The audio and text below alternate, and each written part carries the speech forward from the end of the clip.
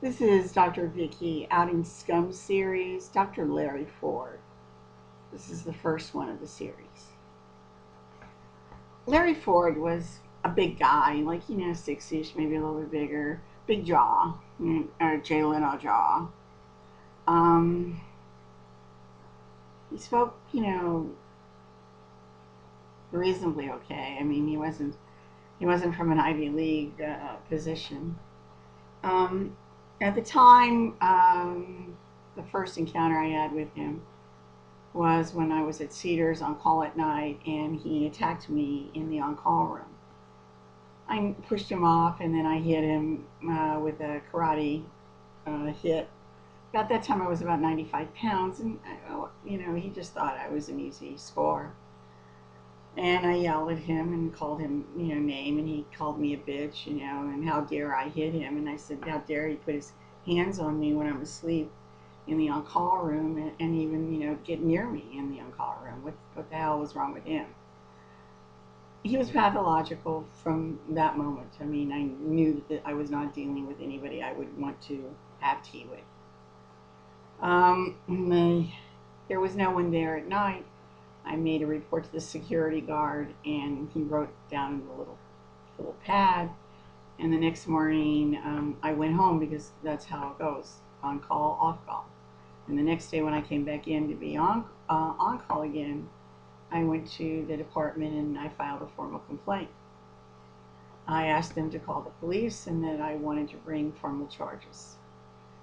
I then got called back into the office by the chairman, Dr. Wade, who told me that if I did anything like this, I was going to end up without a residency program. That women needed to learn their role, and they certainly did not need to report these kinds of acts because they were just,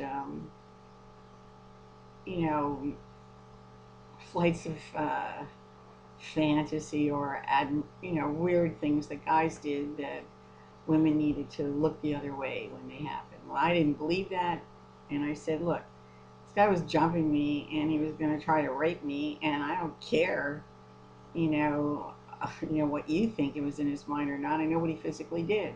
He had no right to touch me, no right to try to get into the bed with me, and I punched him, and he should be disciplined for that act. What kind of guy like that's going to be a doctor? I mean, that's really pretty scummy. Um, I told one other resident about it from UCLA, and he knows who he is. And I then got called in by another administrator who told me, do this, and you're going to be out, and you're going to be looking for a new residency. So you have a choice. You either want to be a doctor and learn to play the game here and shut up, or you don't want to be a doctor and you want to, file charges for something that's not going to come to anything anyways. Nothing's going to happen with this case. So that's what happened.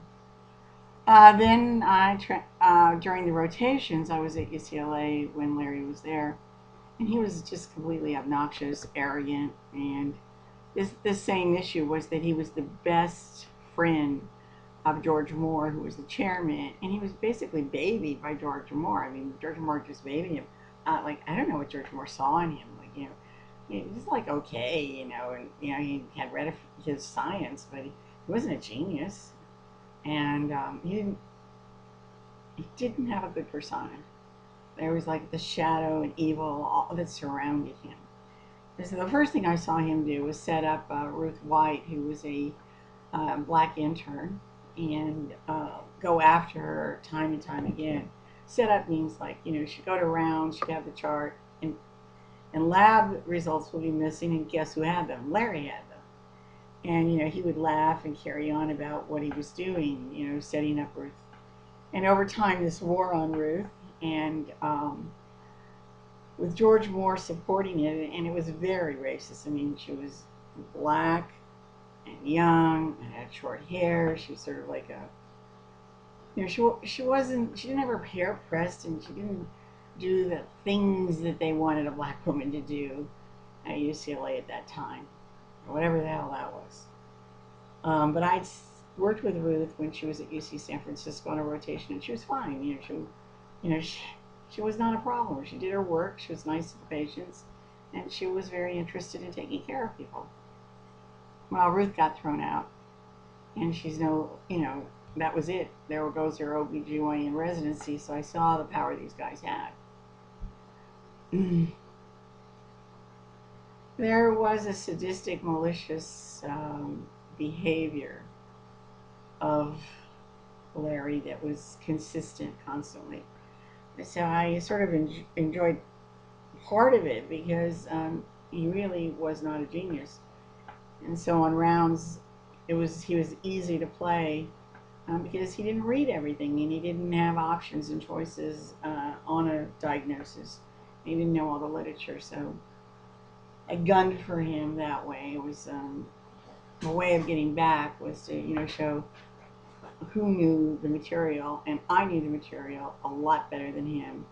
So that was my gunning, and he hated that. It just enraged him that anybody would, have more information and data than him, and I certainly did. And time again, that was the grounds in which our interaction was only on the intellectual battering back and forth, and really didn't matter because George Moore didn't care what I knew or didn't know. You know, Larry Ford was his golden boy. You wondered if what was going on between those two guys. It was like so crazy, the relationship with the two to support somebody doing sadistic acts to others, and that's what Moore did. So my background was an attack by Larry, seeing him manipulate and be sadistic and force a woman out of the residency, and then totally enjoy it and talk about it, which is what he did for years. He talked about how he destroyed Ruth White's career, and he would always tell me, "I'm going to get you too."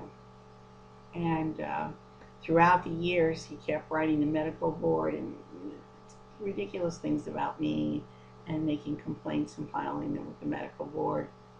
That's what he did, and he did it with Moore too when I was there.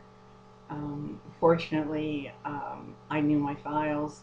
I knew that he would sandbag me, so I would get in at 4 in the morning, way before he would ever be at the hospital, and get copies of everything so that he could sandbag me. I knew how psychopathic he was. So this is part one, Larry Ford outing Scum. Now you need to know that Larry Ford's a resident at UCLA at this part of the history, and he's supported by George Moore.